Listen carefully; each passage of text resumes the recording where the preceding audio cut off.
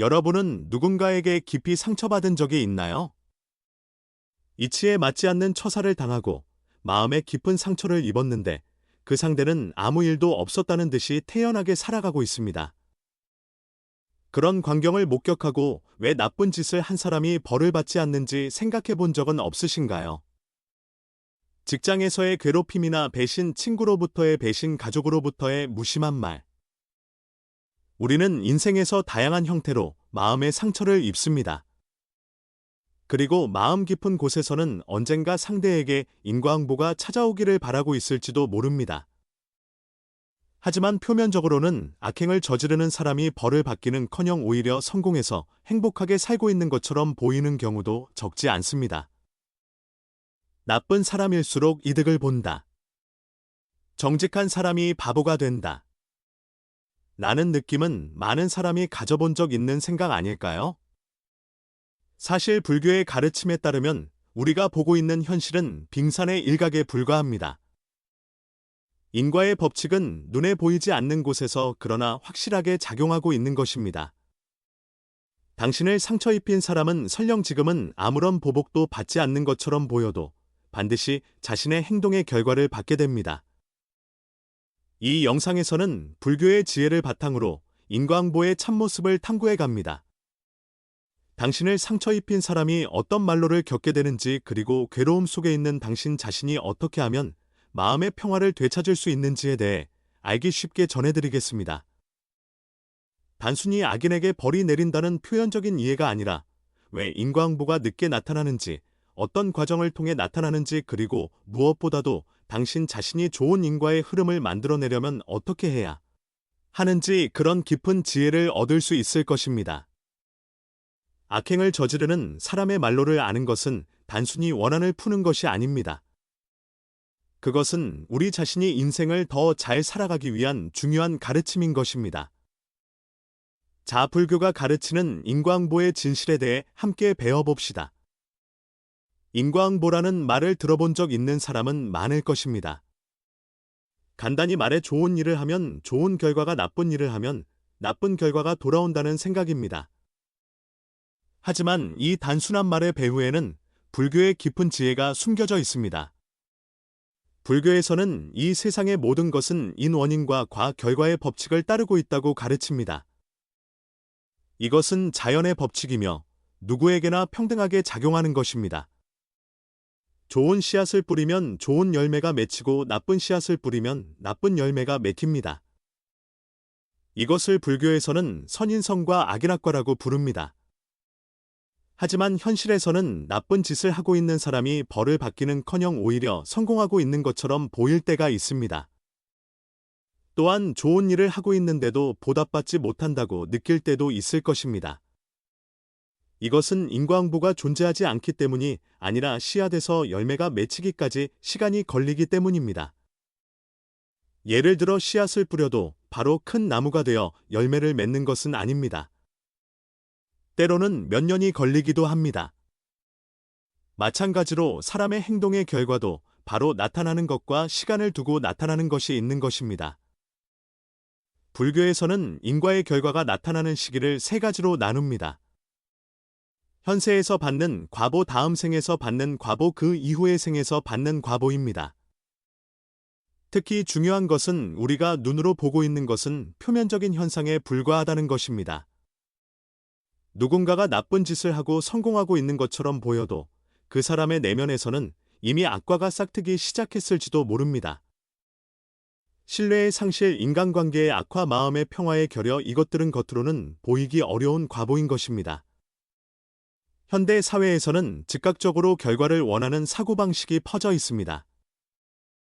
SNS의 좋아요는 바로 반응이 오고 이래서도 단기적인 성과가 요구됩니다. 그 때문에 차분히 시간을 두고 나타나는 인과의 법칙은 이해되기 어려워지고 있습니다. 하지만 멈춰서서 생각해보면 우리 주위에는 인과응보의 예가 많이 있습니다.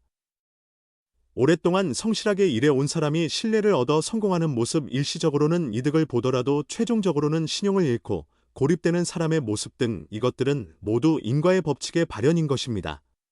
특히 당신을 상처 입힌 사람이 지금 벌을 받지 않고 있는 것처럼 보이더라도 그것은 단지 아직 열매가 맺히지 않았을 뿐일지도 모릅니다. 중요한 것은 이 보편적인 법칙을 이해하고 자기 자신이 좋은 씨앗을 계속 뿌리는 것입니다. 카르마 업이라는 말을 들어본 적이 있으신가요? 이것은 행위를 의미하는 산스크리트어로 인과응보와 깊이 관련되어 있습니다. 우리의 사고 말 행동의 모든 것이 카르마가 되어 장래의 결과를 형성하는 것입니다. 나쁜 카르마는 사슬과 같은 것으로 언젠가 반드시 갚아야만 합니다. 인과응보는 복수나 벌이 아니라 자연의 법칙입니다. 당신을 상처 입힌 사람도 그 행위에 대한 결과를 반드시 받게 됩니다. 그것은 우주의 법칙이며 누구도 벗어날 수 없는 것입니다. 당신을 상처 입힌 사람의 말로를 생각할 때 가장 먼저 찾아오는 과보는 신뢰의 붕괴입니다. 타인을 배신하고 상처 입히고 속인 사람은 이윽고 주위로부터의 신뢰를 잃어갑니다. 이것은 눈에 잘 보이지 않는 것이지만 인생에서 가장 심각한 손실 중 하나라고 할 수 있습니다. 불교에는 신뢰는 물처럼 흘러가 버린다는 가르침이 있습니다. 물을 그릇에 담아두면 유지할 수 있지만 일단 그릇에 구멍이 뚫리면 물은 서서히 새어나가고 마지막에는 모든 것이 사라져 버립니다. 인간관계에서의 신뢰도 마찬가지입니다. 일단 배신이나 거짓말이라는 구멍이 뚫리면 신뢰는 천천히 그러나 확실하게 흘러나가 버리는 것입니다. 예를 들어 직장에서 동료를 함정에 빠뜨리거나 상사의 공을 가로채는 사람이 있다고 합시다. 처음에는 아무도 그 사람의 본성을 눈치채지 못할지도 모릅니다. 오히려 빈틈없다 요령이 좋다고 평가받을 수도 있을 것입니다. 하지만 인간은 생각보다 민감합니다. 조금씩 주위 사람들은 이 사람은 신용할 수 없다 뒤에서 무슨 생각을 하는지 모르겠다고 느끼기 시작합니다. 처음에는 아주 작은 위화감에서 시작됩니다. 아까 했던 말이랑 다른데. 왠지 자기 생각만 하는 것 같아. 그런 작은 의심들이 쌓여 이윽고 큰 불신감으로 변해가는 것입니다. 불교에서는 악업은 그림자처럼 따라다닌다고 설합니다. 사람을 속이거나 상처 입히는 나쁜 행위는 마치 자신의 그림자처럼 항상 따라다니며 결코 벗어날 수 없습니다. 그리고 그 그림자는 조금씩 주위 사람들의 눈에 보이게 되는 것입니다. 신뢰를 잃은 사람의 말로는 고독입니다. 상담 자리에서 아무도 진지하게 귀 기울여주지 않게 되고 도움이 필요할 때 아무도 손을 내밀어주지 않게 됩니다. 저 사람과는 엮이지 않는 편이 좋다는 평판이 퍼지면 새로운 만남이나 기회도 닫혀버립니다. 특히 현대 사회에서는 SNS나 인터넷의 발달로 인해 평판은 이전보다 훨씬 빠르고 넓게 퍼집니다. 저 사람은 신용할 수 없다는 평판은 모르는 사이에 많은 사람의 귀에 들어가 기회의 문을 닫아버리는 것입니다. 불교의 영기라는 사고방식에 따르면 이 세계는 모든 것이 서로 관련되어 있습니다. 즉 사람과의 관계를 해치는 것은 자신의 인생의 가능성을 좁히는 것으로 이어지는 것입니다. 신뢰를 잃은 사람은 표면적으로는 아직 사회적 지위나 재산을 유지하고 있는 것처럼 보여도 실제로는 이미 큰 과보를 받기 시작한 것입니다. 더욱 심각한 것은 한번 잃어버린 신뢰를 되찾는 것이 얼마나 어려운가 하는 점입니다. 신용은 한 번 잃으면 두 번 다시 돌아오지 않는다는 말이 있지만 이것은 많은 경우 사실입니다. 신뢰를 회복하려면 잃어버린 것의 몇 배나 되는 성실한 행동과 시간이 필요합니다. 그것은 악행을 저지른 대가라고 할 수 있겠죠. 당신을 상처 입힌 사람도 언젠가는 이 신뢰의 붕괴라는 과보를 받게 될 것입니다. 지금은 아직 주위에서 눈치채지 못하고 잘 해나가고 있는 것처럼 보여도 이윽고 사람들은 진실을 간파하고 그 사람으로부터 멀어져 갈 것입니다. 그것은 머지않아 반드시 찾아오는 인과의 법칙인 것입니다. 신뢰는 눈에 보이지 않는 것이지만 인생에서 가장 가치 있는 것 중 하나입니다. 그것을 가볍게 여기는 사람은 이윽고 고독이라는 큰 대가를 치르게 되는 것입니다. 당신을 상처 입힌 사람이 받는 두 번째 과보는 밖에서는 보이기 어렵지만 아마도 가장 심각한 마음의 부식입니다. 불교에서는 악행은 축적된다고 가르칩니다. 설령 주위 사람이 보고 있지 않아도 나쁜 짓을 하면 할수록 그것은 자신의 마음속에 쌓여가는 것입니다. 사람을 배신하거나 상처 입히는 행위는 언뜻 보면 이득을 본 것처럼 보일지도 모릅니다. 하지만 그런 행위는 실제로는 자기 자신의 마음을 좀먹어갑니다. 이것을 불교에서는 악행은 불 위를 걷는 것과 같다고 표현합니다. 즉, 나쁜 짓을 하는 사람은 자기 자신의 마음이라는 땅에 불을 지르고 걷고 있는 것과 같은 것입니다. 예를 들어 직장에서 동료를 함정에 빠뜨리고 승진한 사람을 생각해 봅시다. 표면적으로는 경력을 쌓고 지위나 수입을 얻은 것처럼 보입니다. 하지만 그 사람의 내면에서는 무슨 일이 일어나고 있을까요? 먼저 불안감이 싹트기 시작합니다. 자신이 한 일이 정말로 옳았는가, 이 일이 주위에 알려지면 어떻게 될까 하는 생각이 마음 한구석에 자리 잡습니다. 이 불안은 시간이 지남에 따라 커지고 이윽고 두려움으로 변해갑니다. 더욱이 타인을 배신함으로써 이번에는 자신도 배신당하지 않을까 하는 의심함귀에 빠집니다. 이 팀의 누군가가 나를 함정에 빠뜨리려고 하는 것은 아닐까, 저 미소 뒤에서 무슨 생각을 하고 있는 걸까 하며 주위를 항상 경계하게 됩니다. 사람을 의심하기 시작하면 순수한 인간관계를 맺을 수 없게 됩니다. 아무리 외면적인 성공을 거두어도 마음이 더러워져 있다면 진정한 행복은 얻을 수 없는 것입니다. 타인을 상처 입힌 기억은 마음 깊은 곳에 침전되어 있고 마음의 짐이 됩니다. 이 짐은 일상에 아무렇지도 않은 순간에 갑자기 의식에 떠올라 죄책감이나 후회로 마음을 괴롭힙니다. 더욱 심각한 것은 자기 가치관의 저하입니다. 타인을 상처 입힘으로써 일시적인 이익을 얻었다고 해도 진실로는 자신이 그런 비열한 행위를 하는 인간이라는 자기 이미지가 형성되어 갑니다.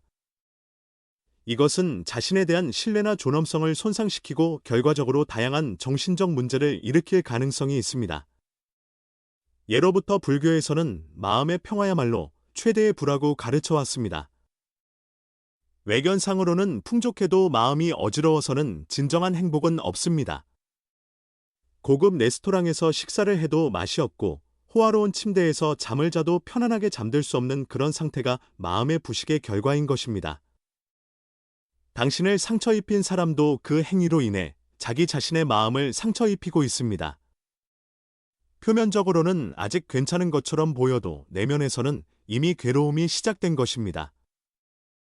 그것은 시간이 지남에 따라 깊어지고 이윽고는 모든 기쁨을 빼앗아 갑니다. 불교에서는 자신의 행위가 청정하지 않으면 마음의 눈이 흐려진다고 풀이합니다. 마음의 흐림은 아름다운 것을 아름답다고 느끼는 능력, 기쁨을 느끼는 능력, 사랑을 느끼는 능력마저도 빼앗아 버리는 것입니다. 그리고 최종적으로는 아무리 외면적인 성공을 거두어도 내면의 공허함에 시달리게 됩니다. 이것이 마음의 부식이라는 인과응보입니다. 눈에 보이지 않는 형태로 그러나 확실하게 악업을 저지른 사람의 내면에 나타나는 과보인 것입니다. 여기까지는 악업이 가져오는 과보에 대해 살펴보았습니다. 하지만 인과응보의 법칙은 부정적인 측면만 있는 것은 아닙니다. 좋은 행위는 반드시 좋은 결과를 가져온다는 선인성과의 측면도 마찬가지로 중요합니다. 여기서는 올바르게 사는 것으로 얻을 수 있는 과보에 대해 생각해 봅시다. 불교에서는 보시, 직의, 인욕, 정진, 선정, 지혜라는 6가지 덕목 6바라밀이 가르쳐지고 있습니다. 이것들은 간단히 말해주는 것, 도덕을 지키는 것, 인내, 노력, 집중, 지혜를 의미합니다. 이러한 선행을 쌓아감으로써 우리 인생은 어떻게 변할까요? 먼저 선행을 쌓아가는 사람 주위에는 자연스럽게 좋은 인간관계가 형성되어 갑니다. 성실함이나 배려심을 가지고 타인을 대하는 사람에게는 똑같이 성실하고 배려심 있는 사람이 모여들기 마련입니다. 이것은 유유상종이라는 말 그대로 비슷한 가치관이나 행동 양식을 가진 사람들이 서로 끌어당기는 자연스러운 법칙입니다. 또한 선행을 쌓는 사람은 사회로부터의 신뢰를 얻어갑니다. 일상의 작은 정직함이나 성실함이 이윽고는 큰 신용이 되어 돌아옵니다. 이러한 신뢰는 사업의 성공이나 인간관계의 충실함 등 다양한 형태로 열매를 맺습니다. 새로운 일에 기회 협력해주는 동료와의 만남 어려울 때 손을 내밀어주는 사람들의 존재 이것들은 모두 선행이라는 씨앗에서 생겨나는 결실인 것입니다. 더욱이 선행을 쌓는 사람은 마음의 평화라는 가장 큰 선물을 손에 넣습니다. 악업을 저지르는 사람이 불안이나 두려움에 시달리는 것과는 대조적으로 선행을 쌓는 사람은 마음의 평안을 얻을 수 있습니다. 밤에 편안하게 잠들 수 있다. 과거를 돌아보아도 후회에 시달리지 않는다. 미래에 대해서도 두려움을 느끼지 않는다. 이러한 마음의 평화는 어떤 물질적인 부와도 바꿀 수 없는 보물입니다. 불교에는 일등조우라는 말이 있습니다. 하나의 등불이 방 구석구석까지 비추듯이 하나의 선행이 그 사람의 전 인생을 밝게 비춘다는 비유입니다. 작은 선행의 축적이 이윽고 인생 전체를 바꾸어 가는 것입니다. 현실적인 측면에서 보아도 선행은 사회적 자본을 늘립니다. 사회적 자본이란 사람들 사이의 신뢰관계나 협력관계를 말하며 이것이 풍부한 사람일수록 인생의 다양한 국면에서 유리해집니다. 어려운 상황에 직면했을 때 신뢰할 수 있는 인간관계가 있다면 그 위기를 극복하기 위한 도움을 얻을 수 있을 것입니다. 물론 선행의 과보가 즉각적으로 나타나는 것은 아닙니다. 때로는 정직한 사람이 바보를 보는 듯한 상황에 직면할 수도 있을 것입니다. 하지만 긴 안목으로 보면 성실하게 사는 것의 가치는 반드시 인정받습니다. 씨앗을 뿌리고 나서 열매가 맺히기까지 시간이 걸리는 것과 마찬가지로 선행의 결실에도 시간이 필요한 것입니다. 선행의 가장 아름다운 과보 중 하나는 마음의 성장입니다. 타인에게 친절하게 대하는 것, 어려움에 처한 사람을 돕는 것, 정직하게 구는 것 이러한 행위들은 우리 자신을 내면으로부터 변화시킵니다. 더 배려심 있고 더 강하고 더 지혜로운 인간으로 성장시켜주는 것입니다. 당신이 지금 누군가에게 상처받아 괴로워하고 있더라도 그 경험조차도 자신의 성장을 위한 씨앗이 될 수 있다는 것을 기억해 주십시오. 상처받은 경험이 있기 때문에 타인의 아픔에 공감할 수 있고 그리고 그 공감이 새로운 선행의 원천이 되는 것입니다. 당신을 상처 입힌 사람의 말로에 대해 이해를 넓혀왔지만 가장 중요한 것은 당신 자신이 좋은 인과의 흐름을 만들어내고 원망이나 분노로부터 해방되는 것입니다. 여기서는 일상생활에서 실천할 수 있는 구체적인 방법에 대해 생각해 봅시다. 먼저 인식해야 할 것은 원망을 계속 품고 있는 것은 당신 자신을 괴롭힐 뿐이라는 것입니다. 불교에서는 분노를 품는 것은 뜨거운 돌을 손에 들고 사람에게 던지려는 것과 같다. 먼저 자기 자신이 화상을 입는다고 가르칩니다. 원망의 감정은 상대방이 아니라 당신 자신의 마음과 몸을 좀먹어가는 것입니다. 원망으로부터의 해방의 첫걸음은 깨달음입니다.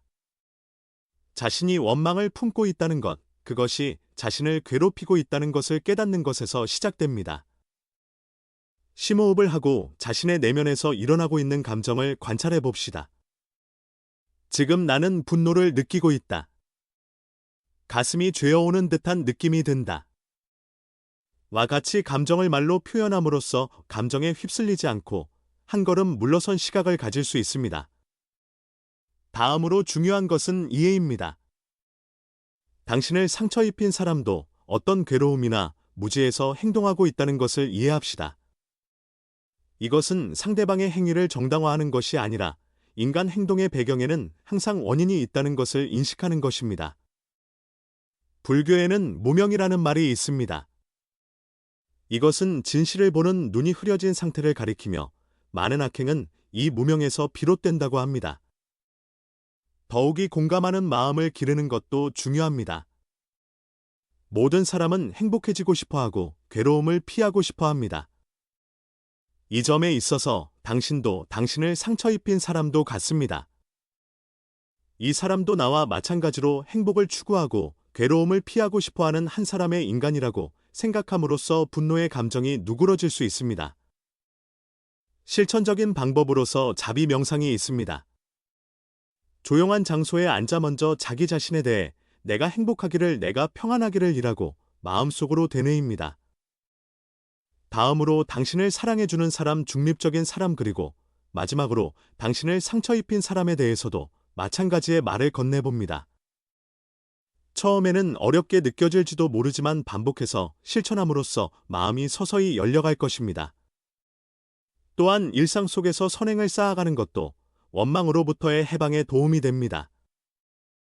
타인에게 친절하게 대하는 것, 봉사활동을 하는 것, 어려움에 처한 사람을 돕는 등 작은 선행을 일상생활에 도입합시다. 선행은 자기 안에 좋은 에너지를 만들어내고 부정적인 감정을 누그러뜨리는 데 도움이 됩니다. 특히 효과적인 것은 당신을 상처 입힌 경험을 교훈으로 바꾸는 것입니다. 이 경험에서 무엇을 배울 수 있을까? 이 경험을 통해 나는 어떻게 성장할 수 있을까 하고 생각해 봅시다. 괴로움을 의미 있는 것으로 전환함으로써 원망은 서서히 누그러져 갑니다. 원망으로부터의 해방은 하루아침에 이루어지지 않습니다. 그것은 지속적인 실천을 필요로 하는 길입니다. 때로는 감정이 다시 솟아오를 때도 있을 것입니다. 그럴 때 자신을 책망하지 말고 그저 또 시작됐구나 하고 부드럽게 알아차리고 다시 실천으로 돌아가면 됩니다. 최종적으로는 당신은 상대방의 행위에서 자신의 행위로 초점을 옮겨가게 될 것입니다. 타인이 당신에게 어떻게 대했는가가 아니라 당신 자신이 어떻게 사는가가 중요한 것입니다. 이것이 불교의 지혜가 가르치는 좋은 인과를 돌리는 본질인 것입니다. 원망으로부터 해방된 마음은 맑게 갠 하늘처럼 넓고 밝습니다. 거기에는 새로운 가능성과 기쁨이 펼쳐져 있습니다. 당신 자신의 행복을 위해 오늘부터 한 걸음씩 원망으로부터의 해방의 길을 걸어갑시다. 이 영상을 통해 불교의 지혜가 가르치는 인과응보의 깊은 이해를 탐구해 왔습니다. 당신을 상처 입힌 사람이 최종적으로 받게 될 신뢰의 붕괴와 마음의 부식이라는 두 가지 큰 과보 그리고 올바르게 사는 것으로 얻을 수 있는 선행의 결실에 대해 생각해 보았습니다. 인과의 법칙은 단순히 악인에게 벌이 내린다는 얕은 이해가 아니라 우리 한 사람 한 사람의 일상의 행위가 미래의 자신과 세계를 형성해 간다는 깊은 가르침입니다. 나쁜 짓을 하는 사람은 외면적으로는 성공하고 있는 것처럼 보여도 내면에서는 신뢰를 잃고 마음이 좀먹혀 갑니다. 한편 선행을 쌓는 사람은 설령 즉각적으로 보답받지 못하더라도 긴 안목으로 보면 반드시 결실을 가져옵니다. 특히 중요한 것은 당신 자신이 원망이나 분노로부터 해방되어 좋은 인과의 흐름을 만들어내는 것입니다. 타인의 행위에 얽매이는 대신 자기 자신의 행위에 초점을 맞추어 살아감으로써 마음의 평화와 행복을 손에 넣을 수 있는 것입니다. 불교의 가르침에 따르면 우리 모두는 자기 자신의 인생의 정원사입니다. 어떤 씨앗을 뿌리느냐에 따라 장래에 어떤 꽃이 필지가 결정됩니다. 만약 지금 괴로움이나 슬픔을 경험하고 있다면 그것은 과거에 뿌린 씨앗이 열매를 맺고 있을 뿐일지도 모릅니다. 하지만 오늘부터 좋은 씨앗을 뿌리기 시작하면 미래에는 반드시 아름다운 꽃이 필 것입니다. 당신을 상처 입힌 사람의 말로를 아는 것은 복수심을 채우기 위해서가 아니라 인과의 법칙을 이해하고 자기 자신이 더 잘 살아가기 위한 지혜를 얻기 위해서입니다. 그 사람이 받는 과보를 기다리는 대신 당신 자신이 좋은 인과를 만들어내고 행복한 인생을 구축해 나가는 데 집중합시다. 마지막으로 예로부터 전해오는 불교의 가르침을 기억해 주십시오. 원망은 원망에 의해서는 사라지지 않고 자비에 의해서만 사라진다. 진정한 해방과 행복은 원망을 내려놓고 자비심을 기르는 것에서 시작되는 것입니다. 당신의 인생이 빛으로 가득 차기를 바랍니다. 끝까지 시청해 주셔서 감사합니다. 이번 영상에서 깨달은 점 지금의 자신과 겹치는 부분이 있다면 꼭 댓글로 알려주세요. 또한 마음에 와닿으셨다면 꼭 좋아요와 채널 구독을 부탁드립니다. 앞으로도 불교의 지혜를 받아들여 인생을 더욱 빛나고 행복으로 가득 찬 것으로 만들어 갑시다.